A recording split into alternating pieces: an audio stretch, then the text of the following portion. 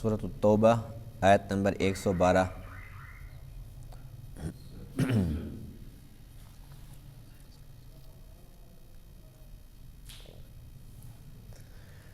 اعوذ باللہ من الشیطان الرجیم،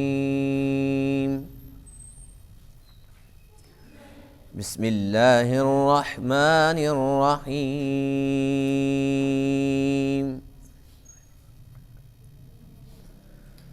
ما كان للنبي والذين آمنوا أن يستغفروا للمشركين ولو كانوا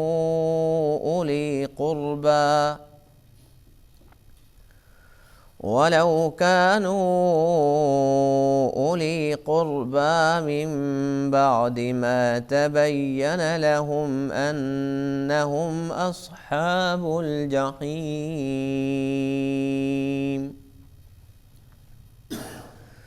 وما كان استغفار إبراهيم لأبيه إلا عن موعدة وعدها إياه، فلما تبين له أنه عدو لله تبرأ منه، إن إبراهيم لأواه حليم، وما كان الله ليضل قوما بعد إذ هداهم حتى يبين لهم ما يتقون، إن الله بكل شيء عليم، إن الله له ملك السماوات والأرض، يحيي ويميت، وما لكم من دون الله من ولي ولا نصير۔ صدق اللہ العظیم۔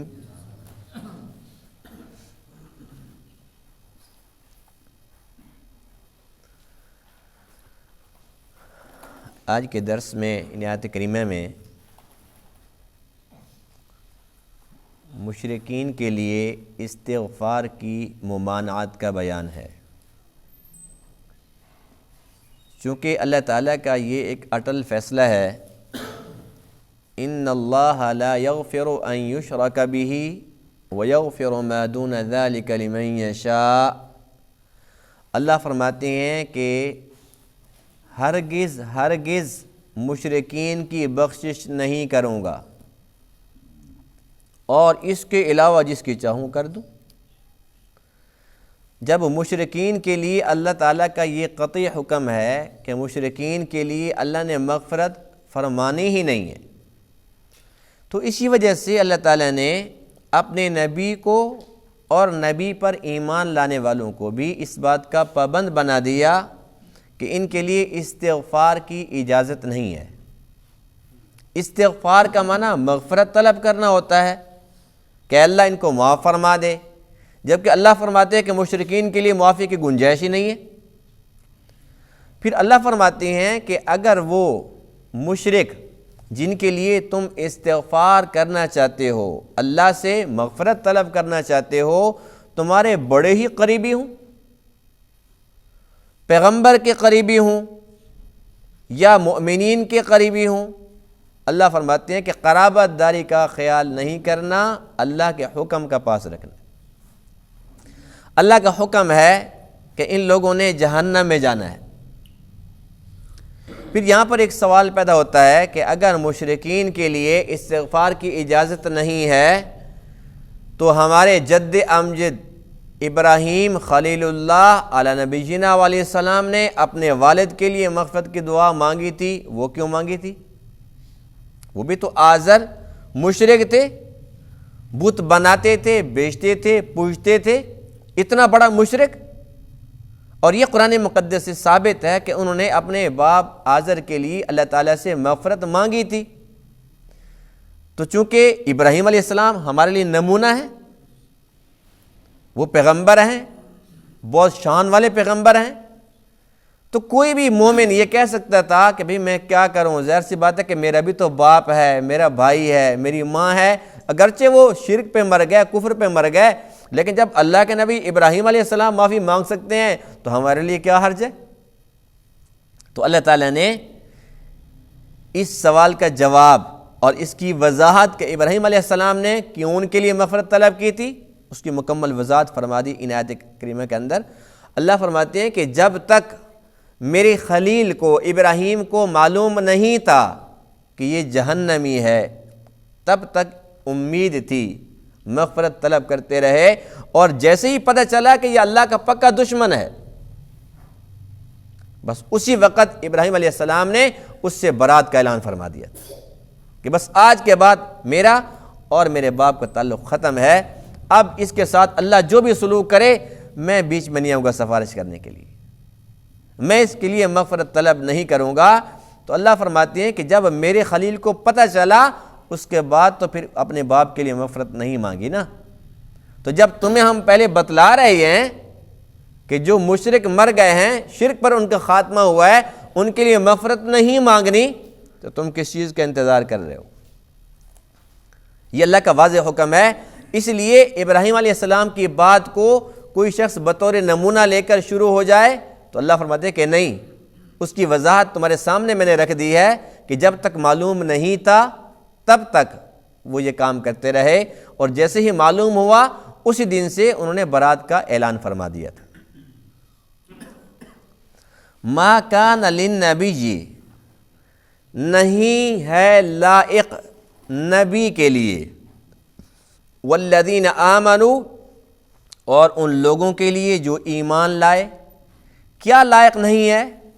یہ لائق نہیں ہے ان یستغفروا للمشرکین، کہ وہ مغفرت طلب کریں مشرکین کے لیے، ولو کانوا اولی قربا، اور اگرچہ وہ ان کے قرابت دار ہی کیوں نہ ہوں، من بعد، اس کے بعد کہ ما تبین لہم، ان کے لیے یہ بات واضح ہو چکی، انہم اصحاب الجحیم، کہ یہ تو دوزخ والے ہیں۔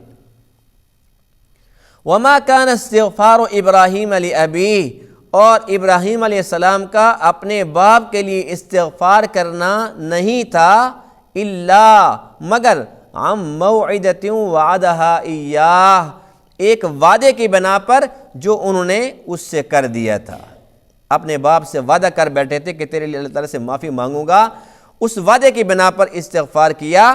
فلما تبین لہ، بس جب آپ کے لیے واضح ہو گیا، انہ عدو للہ، کہ بے شک میرا باپ یہ اللہ کا دشمن ہے، تبرأ منہ، تو آپ اس سے بیزار ہو گئے۔ ان ابراہیم لأواہ، بے شک ابراہیم علیہ السلام نرم دل تھے، حلیم، حوصلے والے، بردبار تھے۔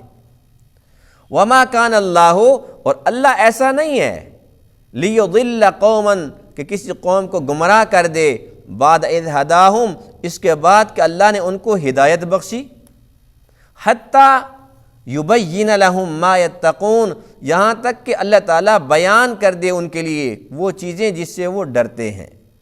ان اللہ بکل شیء علیم، بے شک اللہ تعالیٰ سب کچھ جاننے والا ہے۔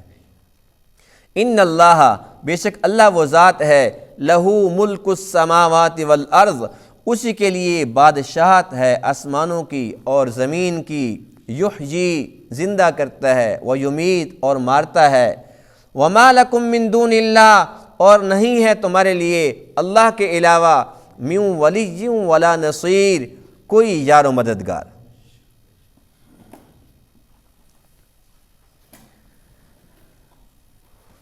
اللہ تعالیٰ نے ایمان والوں کو کتنا نوازا ہے، ایمان کتنا قیمتی ہے اللہ تعالیٰ کے ہاں، یہ ایمان کتنی قیمتی چیز ہے، کتنی قیمتی دولت ہے۔ جس کے پاس یہ ایمان ہے اس کے لیے مغفرت بھی ہے، اس کے لیے صدقہ جاریہ بھی ہے، اس کے لیے ایصال ثواب بھی ہے، اس کے لیے پڑھ کے بخشو پہنچتا ہے، اس کے لیے کوئی صدقہ خیرات کرتے ہو پہنچتا ہے، اس کے لیے دعا کرو اس کو فائدہ پہنچتا ہے۔ مزے کی بات ہے نا، کیونکہ وہ مومن ہے۔ ساری سہولیات اس لیے ہیں کہ یہ مومن ہے، یہ اللہ اور اللہ کے رسول پر ایمان رکھنے والا ہے۔ جس کے پاس ایمان نہیں ہے، مومن نہیں ہے، اور پھر وہ کافر ہے، مشرک ہے، اللہ فرماتے ہیں کہ اس کے لیے کوئی سہولت نہیں ہے، اس کے لیے سہولت نہیں ہے ایصال ثواب کی، اس کے لیے سہولت نہیں ہے کہ تم اس کے لیے اللہ تعالیٰ سے معافی مانگو، مغفرت طلب کرو، اور اللہ تعالیٰ پھر تمہاری سفارش قبول فرما دے، ان کی مغفرت فرما دے۔ اللہ فرماتے ہیں کہ نہیں، ان کے لیے میرا قطعی حکم یہ ہے کہ جب نبی کو اختیار نہیں ہے تو نبی پر ایمان لانے والوں کو اختیار کہاں سے دوں گا؟ نبی کے پاس اختیار نہیں ہے۔ حدیث پاک سنیے، ایسا ہوا کہ حضور علیہ الصلوۃ والسلام اپنے چچا کے پاس، چچا عبد مناف جس کی کنیت ہے ابو طالب، جو حضرت علی رضی اللہ تعالی عنہ کے شیر خدا کے والد ہیں، اللہ کے نبی ان سے بڑا پیار فرماتے تھے، اور وہ بھی اپنے بھتیجے سے بڑا پیار کرتے تھے۔ اسلام اور مسلمانوں پر اس کے احسانات بھی بڑے تھے، لیکن جو قیمتی چیز ہے، جو اصل متاع ہے، ایمان، وہ ان کے پاس نہیں تھا۔ حضور علیہ الصلوۃ والسلام ان کے آخری وقت میں ان کے پاس جاتے ہیں، میرے چچا بات یہ ہے کہ صرف ایک مرتبہ میرے کان کے اندر کلمہ پڑھ لے، پھر تیرے لیے استغفار کروں گا، پھر میں خود گواہ بن جاؤں گا، اے اللہ میں گواہ ہوں، میرے چچا نے میرے کان میں پڑھا تھا۔ قریب تھا کہ ابو طالب بھتیجے کی بات مان لیتا، لیکن وہاں پر ابو جہل لعین بیٹھا ہوا تھا، اور یہ بڑا ہی خطرناک قسم کا ایک فتنہ تھا۔ یہ وہاں پر بیٹھا ہوا تھا، اور ایک اور شخص تھا جس کا نام عبداللہ ابن ابی امیہ، دو شخص بیٹھے ہوئے تھے۔ یہ کہنے لگا بھائی خیال رکھنا، ابو جہل فوراً بڑھا، اس نے کہا بھی ایسا نہ ہو کہ بھی یہ کام خراب ہو جائے، ہمارے ہاتھ سے گیم نکل جائے۔ ابو جہل کہنے لگا خیال رکھنا، کیا تو باپ دادا کا دین چھوڑ کے مرے گا؟ وہ کہنے لگا نہیں نہیں، میں کیسے چھوڑ کے مروں گا، یہ کیسے سوچ لیا تم نے، باپ دادا کے دین پہ ہی مروں گا۔ بس انہوں نے اپنا کام شروع کر دیا، اور ابو طالب ان کی باتوں میں آ گیا۔ جب ان کی باتوں میں وہ آ گیا، اس کے بعد اللہ کے نبی وہاں سے اٹھ کر چل پڑے۔ اللہ کے نبی وہاں سے اٹھ کر چل پڑے، تھوڑی دیر کے بعد حضرت علی آتے ہیں، اے اللہ کے رسول، میرا باپ مر گیا ہے۔ لیکن یہاں پر جو الفاظ ہیں نا، ان الفاظ کا میں اگر ترجمہ کر کے بتلاؤں کہ حضرت علی نے اپنے باپ کے بارے میں الفاظ کیا ادا کیے، تو آپ حیران ہوں گے۔ اللہ کے نبی کے سامنے حضرت علی کے جو الفاظ ہیں، ان عمکا، تیرے چچا، یہ نہیں کہا کہ میرا باپ، ان عمکا، تیرا چچا، شیخ الضال، گمراہ بوڑھا، قد ماتا، مر چکا ہے۔ اب جو لوگ اس بات کے اندر باس میں پڑے ہوئے ہیں کہ جی علی کا باپ، اور اس کو یوں کہنا کہ ایمان قبول نہیں کیا، حضرت علی کے الفاظ پہ تو غور کرو، حضرت علی کیا کہہ رہے۔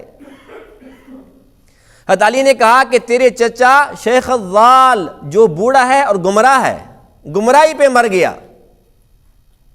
اللہ کے نبی نہیں آئے، کفن دفن کے اندر شریک نہیں ہوئے۔ حضرت علی کو حکم دیا، ایسا کرو کہ تم جاؤ اور خود ہی اس کو دفن کر دینا، اور دفن کر کے سیدھا میرے پاس آنا۔ حضرت علی رضی اللہ تعالی عنہ اللہ کے نبی کی ہدایت کے مطابق گئے، دفن کر کے پھر واپس آئے، تو اللہ کے نبی نے بہت افسردگی کا اظہار فرمایا، بڑا افسوس ہوا ہے، دل دکھا ہے، کاش کہ میرا چچا میری بات مان لیتا، ہمیشہ کے لیے کامیاب ہو جاتا، مجھے پیار بھی بڑا تھا، بڑے اس کے احسانات تھے میرے اوپر، لیکن اپنی آخرت تباہ کرے گی۔ حضرت علی کے حق میں دعا فرمائی اس وقت،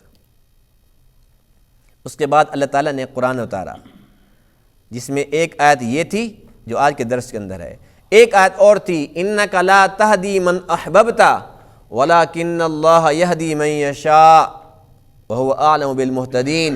اے میرے محبوب، جس کو آپ ہدایت دینا چاہتے ہیں آپ نہیں دے سکتے، اللہ جس کو چاہتا ہے ہدایت دیتا ہے۔ آپ نے پورا زور لگایا ہے کہ میرا چچا وہ ہدایت یافتہ بن جائے، لیکن اے میرے محبوب تیری تو طلب ہے، اس میں جو طلب نہیں ہے، وہ اپنی تھوڑی سی طلب دکھا دیتا، کہتا کہ ہاں مجھے بھی چاہیے ہدایت، تو ہم اس کو دے دیتے، لیکن بے طلب کو یہ ہدایت نصیب نہیں ہوتی۔ پھر اللہ فرماتے ہیں کہ اب آپ کے لیے پابندی ہے کہ آپ اس کے لیے استغفار بھی نہیں کر سکتے، آپ اس کو ہدایت بھی نہیں دے سکتے، اور پھر اللہ کے نبی کے دل میں خیال ہے کہ چلو میں اس کے لیے استغفار کر لوں۔ اللہ فرماتے ہیں ما کان للنبی، کسی نبی کو اختیار نہیں ہے، والذین آمنوا، اور نہ ہی ایمان والوں کو اختیار ہے، ان یستغفروا للمشرکین، کہ وہ مشرکین کے لیے استغفار کریں۔ کتنی بڑی بات ہے، اللہ کے نبی، نبیوں کے نبی، امام الانبیاء، خاتم النبیین، سگے چاچا کے لیے مغفرت طلب نہیں کر سکتے کیونکہ وہ مشرک ہے۔ ایمان والوں کو کیسے اختیار مل سکتا ہے؟ ایک مرتبہ حضرت ابو ہریرہ رضی اللہ تعالی عنہ فرما رہے ہیں کہ اللہ تعالیٰ اس کا بھلا کرے جو ابو ہریرہ اور اس کی ماں کے لیے اللہ تعالیٰ سے مغفرت طلب کرے۔ دعا دی ہے۔ ایک شخص کہنے لگا کیوں، باپ کے لیے نہیں کہتا؟ ابو ہریرہ کہتا نہیں، اس کے لیے نہیں کہتا کیونکہ وہ شرک پہ مرا تھا۔ ابو ہریرہ اللہ کے نبی کے زیادہ قریب تھے نا، وہ جانتے تھے کہ جب اللہ نے اپنے نبی کو منع کر دیا ہے، ایمان والوں کو منع کر دیا ہے، تو اب میرے لیے بھی تو منع ہے نا۔ ماں کے لیے تو کہہ سکتا ہوں کہ وہ مسلمان ہے، اپنے لیے تو کہہ سکتا ہوں کہ میرے لیے مغفرت کی دعا کر دینا، باپ کے لیے نہیں کہوں گا۔ اللہ فرماتے ہیں وَلَوْ كَانُوا أُولِي قُرْبَىٰ، اگرچہ تمہارے قرابت داری کیوں نہ ہوں، لیکن ان کے لیے مغفرت کی دعا تم نہیں کر سکتے۔ ابراہیم علیہ السلام نے جب اپنے باپ آزر کو دعوت توحید دی تو اس نے آگے سے بڑا غصہ کیا، اور اس نے یہ بھی کہا تھا لَإِن لَّمْ تَنْتَهِ، اگر تو باز نہ آیا لَأَرْجُمَنَّكَ وَاهْجُرْنِي مَلِيًّا، کہتے چھوڑ دے مجھے، میں تو سنسار کر دوں گا، پتھر برساؤں گا تیرے اوپر، ماروں گا تجھے، مجھے ایسے کہتا ہے کہ یہ الہ کچھ نہیں ہے، ایک اللہ ہے۔ غصہ ہو گیا۔ وہاں پر ابراہیم علیہ السلام نے باپ سے وعدہ کر لیا سَأَسْتَغْفِرُ لَكَ رَبِّي إِنَّهُ كَانَ بِي حَفِيًّا، اے میرے باپ تجھے میری بات سمجھ نہیں آتی، اللہ سے تیرے لیے میں مغفرت مانگوں گا، میرا رب بڑا مہربان ہے مجھ پر۔ یہ وعدہ کر لیا، اس وعدے کی بنا پر مغفرت کی دعائیں شروع کر دی۔ فَلَمَّا تَبَيَّنَ لَهُ أَنَّهُ عَدُوٌّ لِلَّهِ، جب آپ کے لیے بات کھل گئی کہ یہ اللہ کا دشمن ہے، تبرأ منہ، آپ نے بیزاری کر دی، برات کا اعلان فرما دیا، آج کے بعد میرا اس سے کوئی تعلق نہیں ہے، میں اس کے لیے مغفرت نہیں مانگوں گا۔ ان آیات کو غور سے ہم پڑھیں، سمجھیں، اور اس کے بعد اپنے معاشرے کے اندر ارد گرد تھوڑی سی نظر دوڑائیں۔ وہ لوگ جو ساری زندگی شرک کرتے ہیں، غیر اللہ کو سجدے کرتے ہیں، غیر اللہ کے نظر و نیاز چڑھاوے چڑھاتے ہیں، اور اللہ کو پس پشت ڈال کے رکھتے ہیں اور امید لگائے بیٹھے ہیں، کوئی کہتا ہے کہ مولا علی ہمیں بچا لے گا، کوئی کہتا ہے جی اللہ کے رسول ہمیں بچا لیں گے، کوئی کہتا ہے کہ امام حسین ہمیں بچا لیں گے۔ انہیں سوچنا چاہیے اگر تمہارے اندر ایمان ہے تمہارے لیے سفارش ہوگی، ضرور ہوگی۔ اللہ کے نبی ایک ایک امتی کے لیے سفارش فرمائیں گے انشاءاللہ، اللہ ہم سب کو نصیب فرمائے۔ لیکن مشرکین کے لیے جب اللہ نے اجازت ہی نہیں دینی، ابراہیم علیہ السلام کتنی شان والا پیغمبر ہے۔ اللہ کے نبی فرماتے ہیں کہ جب معراج کی رات گیا نا تو پہلے آسمان سے شروع ہوا پیغمبروں سے ملاقات، 7ویں آسمان پر جب وہاں پر بیت المعمور کے پاس جب گیا ہوں تو اس کے ساتھ ٹیک لگا کے بزرگ بیٹھا ہوا ہے، میں نے پوچھا کہ یہ سب سے بلند مرتبے والا کون ہے جبرائیل کہتے ہیں کہ تیرا جد امجد ابراہیم علیہ السلام ہے. کتنا مقام ہے. اور اللہ نے نبیوں کا نبی اس کی نسل سے بھیجا ہے، آپ کے بیٹے اسماعیل سے بھیجا ہے. اور پھر ان کی جو دوسری لڑی ہے بنی اسرائیل، اس میں سے 4000 پیغمبر بھیجے تھے. کتنی شان والا نبی ہے. دیکھو نا، خود نبی ہے، اس کے بعد پھر بیٹا ہے اسحاق، وہ نبی ہے، اس کا بیٹا پھر یعقوب، وہ نبی ہے، یعقوب کا بیٹا یوسف، وہ نبی ہے. یعنی کہ بیٹا، ایسی اولاد کسی کو مل سکتی؟ بیٹا نبی، پھر اس کے بعد پوتا نبی، پھر پڑ پوتا نبی. اتنی شان والا نبی ہے. حدیث پاک میں ہے کہ یہ شان والا نبی قیامت کے دن اللہ کے سامنے کھڑا ہوگا. اے اللہ، تیرا وعدہ ہے کہ میں ابراہیم کو، اپنے خلیل کو رسوا نہیں کروں گا. آج میں منت کرتا ہوں، سفارش کرتا ہوں، میرا باپ جہنم میں جا رہا ہے آزر، اس سے بڑی رسوائی کی بات کیا ہوگی؟ یہ میرے پیچھے کھڑا ہوا ہے، اے اللہ میری رسوائی ہوگی، اس کو مہربانی کر جنت میں بھیج دے. یہ حدیث پاک ہے. اللہ کے نبی فرماتے ہیں کہ جب یہ بات ہوگی تب اللہ فرمائیں گے اے ابراہیم پیچھے دیکھ. ابراہیم جب پیچھے دیکھے گا تو باپ غائب. اللہ نے اس کو بجو کی شکل دے دی ہے. کس کی شکل؟ بجو کی. اللہ فرماتے ہیں اے ابراہیم اس کی شکل تبدیل کر سکتا ہوں تاکہ تیری رسوائی نہ ہو. کسی کو کیا پتہ کہ بجو ہے کون؟ ابراہیم میرے پیغمبر کا باپ ہے، شکل اس کی تبدیل کر سکتا ہوں تاکہ تیری رسوائی نہ ہو. اپنا فیصلہ نہیں بدل سکتا. مشرک کے لیے سفارش قبول نہیں ہے. جب ابراہیم علیہ السلام سگے باپ کی سفارش نہیں کر سکتا کہ وہ مشرک ہے، آج کا مشرک جو غیر اللہ سے مدد مانگتا ہے، غیر اللہ کے نعرے لگاتا ہے اور پھر اس کے بعد امید لگا کے بیٹھا ہے ان پاک ہستیوں سے، سوال ہی پیدا نہیں ہوتا. کوئی شک نہیں ہے اللہ کے نبی سفارش فرمائیں گے، حق سچ ہے. لیکن ایمان والوں کی، جن کے اندر توحید ہے، جن کے اندر تقوی کا نور ہے، اور اسی طریقے سے جو حضرت علی ہیں سفارش فرمائیں گے، کوئی شک نہیں ہے ان کی، جو واقعتاً ان کے ماننے والے ہیں. یہ نہیں ہے کہ بس صرف ان کے نام کے نعرے لگانے والے تھے، ہرگز نہیں. امام حسین رضی اللہ تعالیٰ عنہ اور تمام اہل بیت اطہار سب کے سب سفارش فرمائیں گے. اولیاء کرام فرمائیں گے. شہداء کرام کو اللہ اختیار دے گا کہ تم نے جانوں کے نذرانے پیش کیے تھے، مانگو. علماء کو حکم ہوگا بتاؤ کس کس کو بھیجنا ہے. 70 بندوں کے ایک عالم لے کے جا رہا ہوگا، 70 بندوں کے ایک شہید لے کے جا رہا ہوگا. وہ حافظ قرآن آؤ 10 بندے تمہیں بھی دیتے ہیں، بتاؤ کس کس کو بھیجنا جنت میں. سفارش تو چل رہی ہوگی، لیکن یہ ساری کی ساری سفارش کس کے لیے ہوگی؟ ایمان والوں کے لیے. مشرک کے لیے جب نبی نہیں کر سکتا، وہاں پر ولی کیا کرے گا؟ جہاں پر جد امجد ابراہیم علیہ السلام نہیں کر سکتے، جہاں پر اللہ کے نبی، نبیوں کے نبی اپنے سگے چاچا ابو طالب کے لیے نہیں کر سکتے، وہ عام مشرکین کے لیے کیسے کریں گے اور کیوں کریں گے؟ اس لیے سب سے پہلے اس بات کی ضرورت ہے کہ ہم اپنا عقیدہ درست رکھیں. ہمارے پاس کچھ بھی تو نہیں ہے. ہماری نمازیں کتنی شاندار ہیں، کتنی جاندار ہیں، ہم سب جانتے نہیں ہیں. ہمارے روزے کتنی پاور والے، ہم جانتے نہیں ہیں. ہماری زکوٰۃ، حج، صدقہ، خیرات، پوری عبادت سب کے سب اس میں ریاکاری گھسی ہوئی ہے. ہماری عبادت میں ہم جو سجدے کرتے ہیں بے کیف، بے لذت سجدے کرتے ہیں، فرض کو سر سے اتارتے ہیں. اس عبادت کے ساتھ ہم جنت میں جا سکتے ہیں؟ نہیں جا سکتے. جو نماز ہمارے دنیا کے مسئلے حل نہیں کرا سکتی، ہمارے قبر کے مسئلے حل کرا سکتی. صرف اور صرف ہمارے پاس ایک عقیدہ ہی تو بچتا ہے، عقیدہ توحید. اگر اس کے اندر بھی ملاوٹ ہو گئی تو باقی بچے گا کیا؟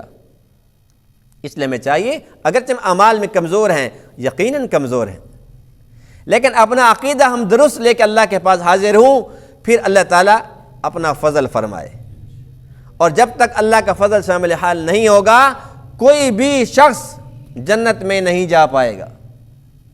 جب اللہ کے نبی نے یہ بات فرمائی نا کہ اللہ کے فضل کے بغیر کوئی جنت میں نہیں جا سکے گا، امی عائشہ رضی اللہ عنہا عرض کرتی ہیں یا رسول اللہ کیا آپ بھی؟ فرمایا ہاں، میں بھی نہیں جا سکتا جب تک اللہ کا فضل شامل حال نہ ہو. اللہ کے نبی تو فرماتے ہیں کہ اللہ کا فضل شامل حال نہ ہو تو میں بھی نہیں جا سکتا. اور ایک ہم ہیں، ہم کیا کہتے ہیں جنت ہے کس کی؟ ہماری ہی تو ہے. اور اللہ نے جنت کس کے لیے بنائی ہے؟ وہ جہنم میں تو فلاں جائے گا. نعوذ باللہ من ذالک۔ یہ ڈرنے کا مقام ہے۔ اتنے ہم ڈھیٹ بن چکے ہیں، اتنے ہم نڈر ہو چکے ہیں، تو ہمارے پاس ایک عقیدہ بچتا ہے۔ ہمارا عقیدہ اگر درست ہوگا تو پھر ہمارے حق میں سفارشی بہت آ جائیں گے انشاءاللہ۔ اور ہمارا عقیدہ ہے کہ اللہ کے نبی نے سفارش فرمانی ہے، ہم اسی میں آ جائیں گے۔ ہمیں کسی اور کی انشاءاللہ منت نہیں کرنی پڑے گی، انتظار ہی نہیں کرنا پڑے گا، کیونکہ جب سورۃ الضحیٰ اتری تھی، والضحیٰ، جب یہ سورت اترتی ہے نا، اس میں ایک آیت ہے، جب وہ اترتی ہے اللہ کے نبی بہت کھلکھلا رہی ہے، بڑے خوشیاں منا رہی ہے۔ وہ آیت کون سی تھی؟ وَلَسَوْفَ يُعْطِيكَ رَبُّكَ فَتَرْضَىٰ، اے میرے محبوب اللہ تجھے اتنا دے گا کہ تو راضی ہو جائے گا۔ اللہ کے نبی فرماتے ہیں کہ قیامت کے دن میں نے اپنی امت کی سفارش کرنی ہے، جب تک ساری امت کو جنت میں داخل نہیں کرا دوں گا راضی نہیں ہوں گا۔ جب اللہ کا وعدہ ہو گیا اتنا دوں گا کہ تو راضی ہو جائے گا، تجھے میں نے راضی کرنا ہے، پر میں نے راضی ہونا ہی نہیں۔ اس لیے ہمارا عقیدہ اگر درست ہے تو اللہ کے نبی ضرور ہمیں یاد فرمائیں گے، ضرور یاد فرمائیں گے ایک ایک امتی کو۔ اور جو گناہ گار ہوتے ہیں ان پہ تو زیادہ نظر ہوتی ہے۔ اپنی اولاد میں جو کمزور ہوتا ہے تو ماں باپ کی نظر اسی پہ زیادہ ہوتی ہے۔ ایک دھاگا ہوتا ہے بالکل 0 میٹر، ایک وہ ہوتا ہے کہ جو ٹوٹ جاتا ہے، مشین ہوتی ہے دھاگے چل رہے ہوتے ہیں، جو ٹوٹ جاتے ہیں اس کو پھر جوڑتے ہیں، تو وہ بندہ نا کاریگر اسی پہ زیادہ نظر رکھتا ہے، کیونکہ اس کو میں نے خود ابھی جس کو ٹانکا لگایا کہ یہ پھر نہ ٹوٹ جائے۔ کمزور پہ زیادہ نظر ہوتی ہے، اللہ کے نبی کی کمزوروں پہ زیادہ نظر ہوگی، کوئی رہ نہ جائے۔ فرمایا کہ جب تک آخری امتی جنت میں نہیں جائے گا مجھے چین نہیں آئے گا۔ اس لیے سفارش ہمارا عقیدہ ہے، ہمارا ایمان ہے، لیکن جبری سفارش کو نہیں مانتے۔ جبری سفارش سمجھتے؟ جبری سفارش یہ ہے کہ پیرانے پیر شیخ عبد القادر جیلانی آئیں گے اور کہیں گے ادھر آ جاؤ جنت میں، اللہ چھٹی پہ چلا جائے گا۔ اگر یہ منظر ہے کہ اللہ کے نبی اپنے بندوں کو لے کے جا رہے ہیں، یہ کیا کوئی ہماری پاکستانی حکومت ہے؟ ریوڑیاں بٹ رہی ہیں کہ تو یہ وزارت لے لے، تو یہ وزارت لے لے، تو یہ لے لے، تو میرا مشیر بن گیا اور تو میرا وزیر بن گیا، یہ بندر بانٹ نہیں چلے گی وہاں پر۔ اللہ احکم الحاکمین ہے، وہاں پر انصاف چلنا ہے۔ یہ نہیں ہے کہ اللہ نعوذ باللہ چھٹی پہ چلا گیا ہے۔ ولیوں کو مانتے ہیں، ان کی کرامات کو مانتے ہیں، نبیوں کو مانتے ہیں، ان کے معجزات کو مانتے ہیں، لیکن یہ نہیں کہ ولیوں کو نبیوں سے بڑھا دیں اور نبیوں کو خدا سے بڑھا کے خدا کو چھٹی پہ بھیج دیں، یہ نہیں مانتے۔ جبری سفارش ہمارا عقیدہ نہیں ہے کہ اولیاء کرام آئیں گے اور یوں پکڑیں گے جاؤ، دھاندلی نہیں ہے وہاں پر۔ اللہ خود فرماتے ہیں نا، آیت الکرسی پڑھتے نہیں ہو، من ذا الذی یشفع عندہ الا باذنہ، کون ہے جو وہاں سفارش کر سکے الا باذنہ، مگر ہاں اس کی اذن سے، وہ خود اجازت دے گا، اے میرے نبی اس کے حق میں کر دو، اے پیرانے پیر شیخ عبد القادر جیلانی کر دو اس کے حق میں، اے میرے ابو بکر اس کے حق میں کر دو، اے عمر آپ کر دو، اے عثمان، اے علی، یعنی اللہ خود اجازت دے گا تب وہ کر سکیں گے۔ اس لیے جبری سفارش کو نہیں مانتے، لیکن جو حقیقتاً سفارش ہے وہ تو ہمارا ایمان ہے، اور ہمیں اس پہ یقین کامل ہے کہ وہ مرحلہ آئے گا اور ضرور آئے گا، اور انشاءاللہ ہم بھی رنگے جائیں گے۔ اس لیے میں چاہیے کہ اپنا عقیدہ درست رکھیں اور لگ رہے ہیں اللہ کی بندگی کے اندر، اللہ کے رحمت کے امیدوار رہیں۔ اللہ تعالیٰ رحم فرمائے گا، فضل فرمائے گا، بیڑا پار ہو جائے گا انشاءاللہ۔ اللہ تعالیٰ ان تمام باتوں کو سمجھنے عمل کرنے کی توفیق عطا فرمائے۔ وآخر دعوانا الحمد للہ رب العالمین۔